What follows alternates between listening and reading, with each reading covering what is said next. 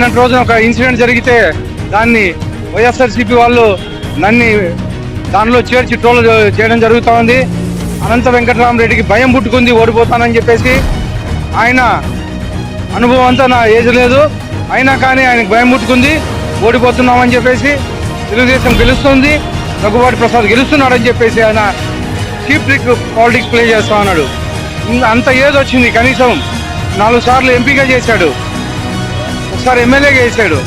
ఇంత దిగజారుతాడని చెప్పేసి అనంత వెంకటరామరెడ్డి అనంతపురం ప్రజలు ఎప్పుడు ఊహించలేదు. అనంతపురం ప్రజలకు తెలుసు దగ్గుబాటి ప్రసాద్ అంటే ఏంటో తెలుసు, నా ఫ్యామిలీ బ్యాక్గ్రౌండ్ ఏంటో తెలుసు. నేను సాధారణ రైతు కుటుంబం నుంచి వచ్చినోడిని, వచ్చి ఇక్కడ వచ్చి పాలిటిక్స్ చేస్తా ఉంటే నన్ను చూసి భయపడి చెంచాకాలను పక్క పెట్టుకొని చీప్ పాలిటిక్స్ ప్లే చేస్తా ఉన్నాడు. అనంత వెంకటరామరెడ్డి గుర్తుపెట్టుకో, నువ్వు ఓడిపోతున్నావు, తెలుగుదేశం ప్రభుత్వం వస్తుంది, రేపు పొద్దున నువ్వు చేసిన అవినీతి అక్రమాలు అన్ని బయటికి తీస్తానని చెప్పేసి సభాముఖంగా